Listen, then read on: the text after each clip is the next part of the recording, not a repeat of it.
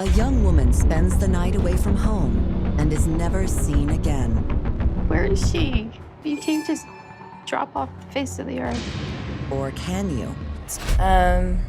Covering all my bases, making sure that if something happens to me or my family or all of us, that our assets are documented. For this list, we're looking at terrifying photo, audio, or video recordings that were left behind following a person's disappearance. Which of these scares you the most? Let us know in the comments. Tiffany Whitton. Maybe she's out there. Maybe she can see this.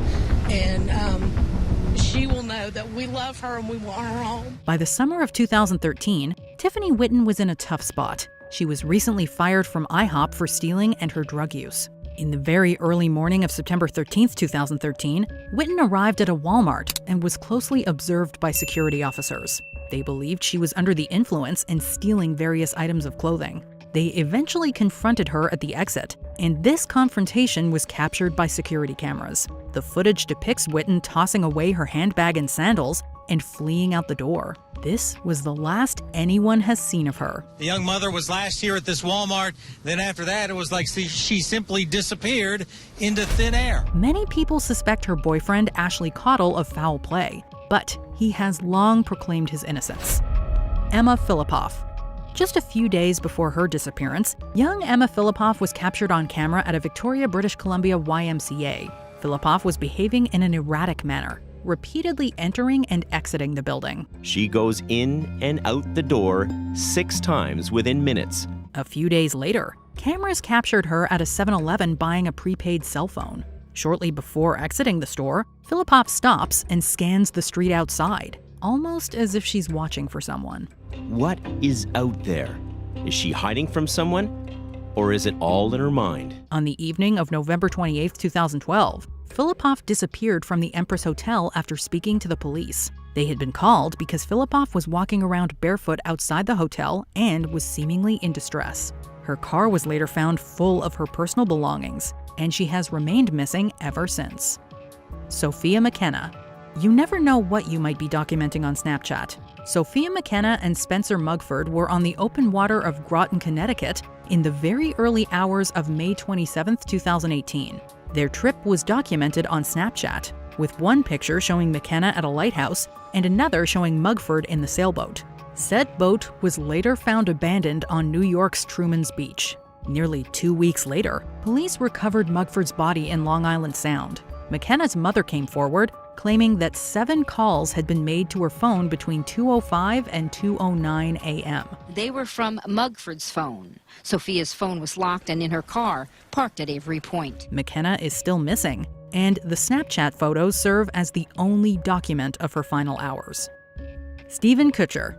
We knocked on all the doors. We had pictures of Stephen. We said, "Have you seen this person? Have you seen this person?" And no one had seen him. Shortly before his disappearance, Stephen Koecher had driven throughout the states of Utah and Nevada for a still unknown reason. Around noon on December 13, 2009, Koecher can be seen driving his car into a retirement community near Las Vegas. A few minutes later, someone can be seen walking out in the opposite direction. Koecher's family believes it's him. He never returned to his car.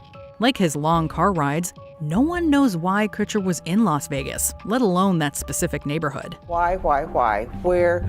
What got you there? What happened? There's a lot, but the one question is, are you comfortable? Are you safe? Are you at peace? Later that day, his cell phone pinged a tower located about 10 miles northeast of the retirement community. Koecher remains missing, and he left behind a ton of confusing clues that have only served to frustrate investigators and family. Abigail Williams and Liberty German.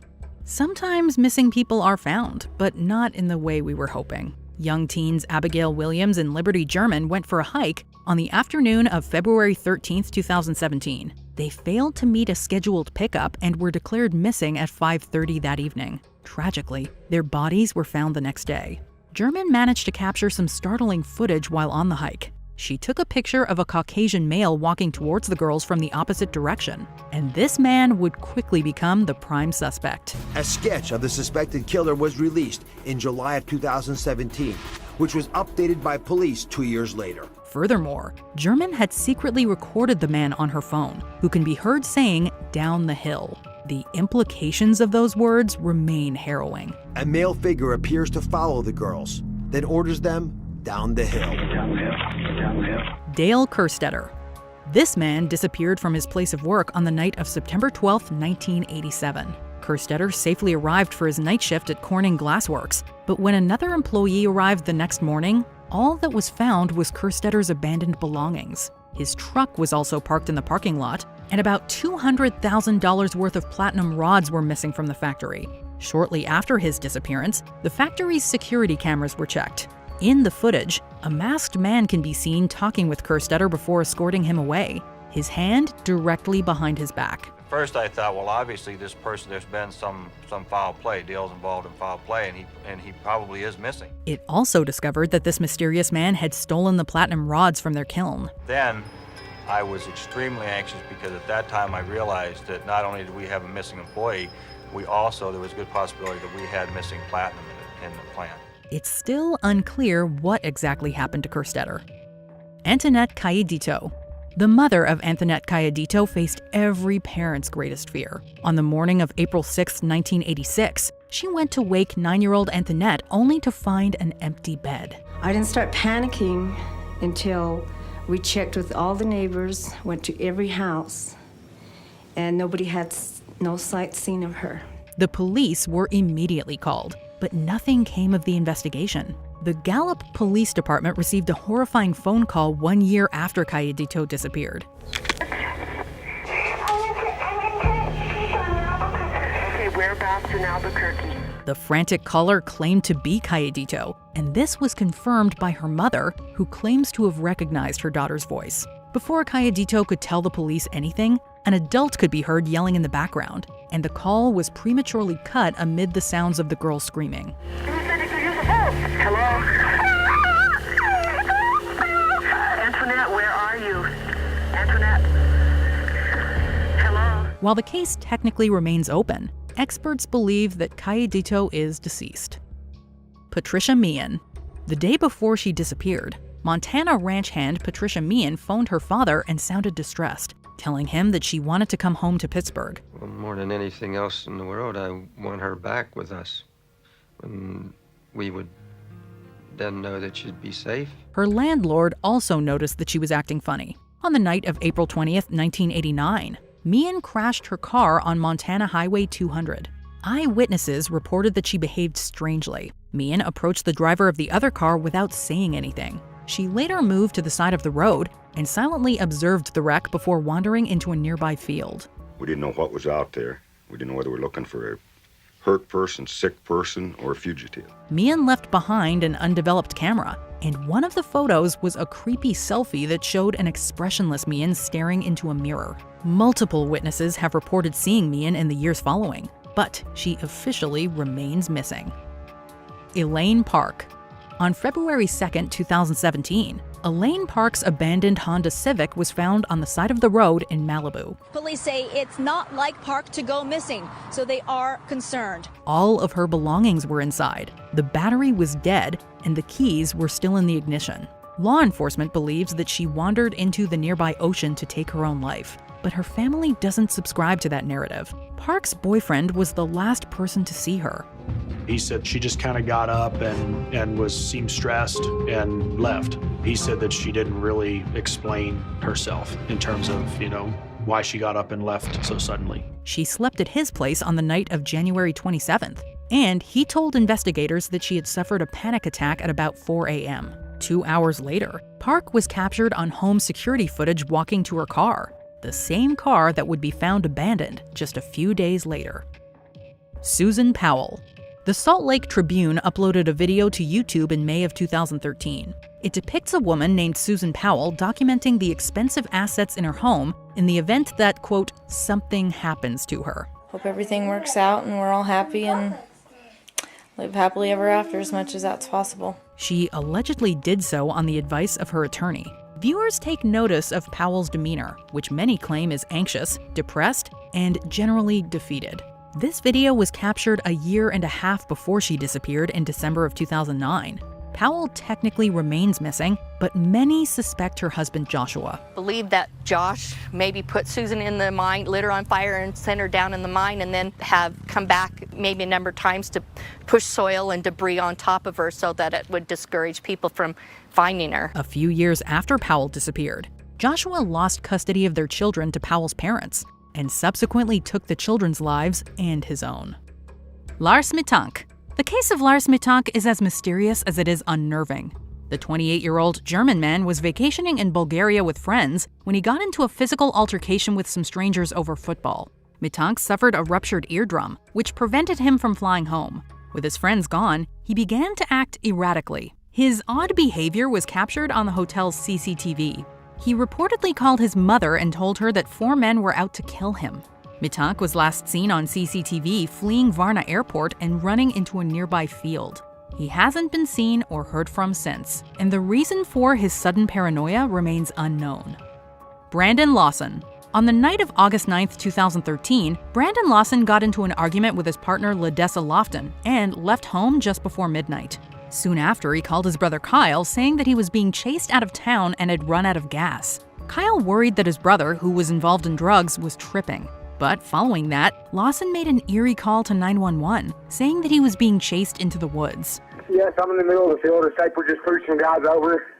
Right here going towards Javelin on both sides. My truck ran out of gas. There's one part here that got chased to the woods. Please hurry. When Kyle and the police arrived on the scene, Brandon's truck was abandoned. Kyle's girlfriend Audrey reportedly received a call from Brandon, who said that he was just up the road and bleeding. However, he was never seen or heard from again. Corey McCabe. On September 23, 2016, RAF Regiment gunner Corey McCabe went drinking with some friends in Suffolk, England. At 3:25 the next morning, McCabe was spotted on CCTV entering the cul-de-sac of Brentgobble Street, an area that contained several wheelie bins. He never left the cul-de-sac. McCabe failed to report for work the following Monday, instigating a missing persons case. His phone was eventually tracked to a landfill, and while extensive searches were undertaken, nothing conclusive was found. The prevailing theory is that a drunk McCabe fell asleep inside a wheelie bin and was crushed by a garbage truck. His remains may have been accidentally incinerated at the landfill, but this theory is contested by many, including McCabe's mother. So my absolute plea is somebody in the public does know something. They need to give the police that information so that the police have got somewhere to start looking for Corey. Claudia Lawrence. On the night of March 18, 2009, Lawrence returned home from work and sent a text to a friend at 8:23 p.m. This would be the last time anyone heard from her. All of a sudden, she wasn't there. It eats into you, literally eats into you all the time. And that's the not knowing what's happened. And it carries on and on and on and on. CCTV footage was found showing a light-colored Ford Focus driving down the road the morning of March 19th and braking outside Lawrence's house. Despite years of investigation, the case went cold until 2013, when the new Major Crime Unit was unveiled. It was a good feeling that you had very experienced officers going over the whole thing again. They found that Lawrence's cell phone was mysteriously turned off the day after her disappearance, and unidentified fingerprints were found in her house. I think we're encouraged by the fact that something is happening after a rather long period of nothing happening, and the police have got a lot of work to do. They've been doing a lot of work, and that's good news. Several people have been arrested under suspicion of murder, but a lack of evidence and cooperation from witnesses have prevented any charges from being laid. Amber Tuckerow. This 20-year-old woman from Alberta's Mikisew Cree First Nation was last seen just outside Edmonton on August 18, 2010. She got a ride into Edmonton from an unknown male and was never seen again. 2 years after her disappearance, a cell phone recording was released of Tuckerow speaking with the man, and she can be heard adamantly questioning his directions and their true destination. You better not be taking me anywhere I don't want to go. I want to go into the city. Hey. Yo, we're not going into the city, are we? No, we're not. Just 4 days after the recording was released, police found Tuckerow's skull in a farmer's field. And their search for the voice intensified. RCMP say they've received hundreds of tips, but the identity of the man behind the voice remains a mystery. The investigative work behind her disappearance has been highly criticized, and the Alberta RCMP even apologized to Tuckerow's family. The apology was fiercely rejected. I fully acknowledge that in the early days of our investigation into Amber's disappearance, that it required a better sense of urgency and care. Kenny Veach. In 2014, hiker Kenny Veach left a comment on a YouTube video in which he explained coming across a creepy M-shaped cave in the desert and fleeing in terror. And something about that cave just spooked me. Out of all the caves I've ever gone in, this one just made my body vibrate. Eager YouTube commenters encouraged Veach to return and document his experiences. And while he did so, he failed to find the cave. But he did come across an abandoned mine shaft. It goes way, way, way down in there. Let me see if I can... that's pretty far. Disappointed viewers urged Veach to try again. He set out once more, never to return. His phone was eventually found outside the very mine shaft that was recorded in his previous video. A woman claiming to be his girlfriend later commented on the video, stating her belief that Veach had taken his own life and left his phone behind so as not to be tracked. And that is it. So see you later, tortoise. Trevor Deely. On December 7, 2000, 22-year-old IT worker Trevor Deely was attending a work Christmas party at a nightclub in Dublin. So as he left the club, Trevor was in control of himself. The question is, did he come across someone later who was to become instrumental in his disappearance? Deely left the club at 3:25 in the morning and stopped at work, where he briefly spoke to a mysterious man in black outside the business gates. So who is he? And is it possible he followed Trevor after this? Even in this grainy state, this footage may hold the key to unlocking the mystery of what happened to Trevor. At 4:14 after leaving work, Deely was spotted walking home on CCTV footage, with a man in black following roughly 30 seconds behind. It's this man here I believe we should be focusing on, captured on camera less than 30 seconds after Trevor. Is he the same man Trevor met outside his office minutes earlier? Police believe this is the same man who spoke to Deely. Unfortunately, that was the last known recording of Deely, and the case has since gone cold. The man remains unidentified, and no one knows what was discussed or why Deely was seemingly followed. Brian Schaefer. In 2006, Schaefer was a medical student at Ohio State. On the night of March 31st, Schaefer and his friend William Florence went bar hopping to celebrate spring break. Sometime during the night, however, Schaefer disappeared. 1 minute, this young man was a grainy image on a surveillance video. The next minute, he was gone. And police are baffled. Police reviewed CCTV footage outside the Ugly Tuna Saloona, which showed Schaefer talking with two women. He left them and walked towards the bar, but wasn't recorded ever leaving. We seen Brian go back off the camera and were unable to locate him leaving the building. Every exit is covered by a camera. Brian is never caught on camera leaving the bar. This was the only known publicly accessible entrance and exit, leaving investigators puzzled. It's possible that the constantly panning and manually operated cameras just missed him. William Florence has refused to take a lie detector test, leading people close to Schaefer to suspect his involvement. Some believe that Schaefer is dead, while others think he ran off to live under a new identity. Foul play has never been ruled out, nor has the fact that Brian maybe just took off. The stresses of life, med school, and losing a mother to cancer. Henry McCabe. On the morning of September 7, 2015, Corinne McCabe received a horrifying voicemail from her husband Henry. It features what sounds like menacing growls and human moaning before a voice is heard saying, "Stop it." Henry McCabe was quickly declared a missing person. The last person to see him alive told investigators that he dropped off McCabe at a convenience store following a night of partying. McCabe remained missing for over 2 months until his body was found in a lake roughly 6 miles from the convenience store. The weird thing is that the medical examiner found no apparent injuries on McCabe's body, leading many to question the source and reasoning for the eerie sounds captured on voicemail. I try to picture where he was, what it might have been like, what circumstances would have made him sound like that. Chris Kramers and Lisanne Froon. These two young Dutch students set off on a hike in Panama on April 1, 2014. With them was a dog that belonged to restaurant owners they'd befriended, but the dog returned alone.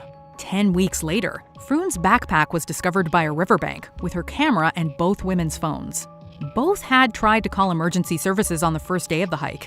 A few days later, Froon's phone died, and someone entered false PIN codes into Kramer's phone. More attempts to call emergency services followed.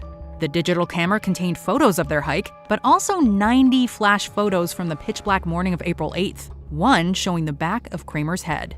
Sadly, the women's bones were later found scattered along the riverbank. It remains a tragic and baffling mystery to this day.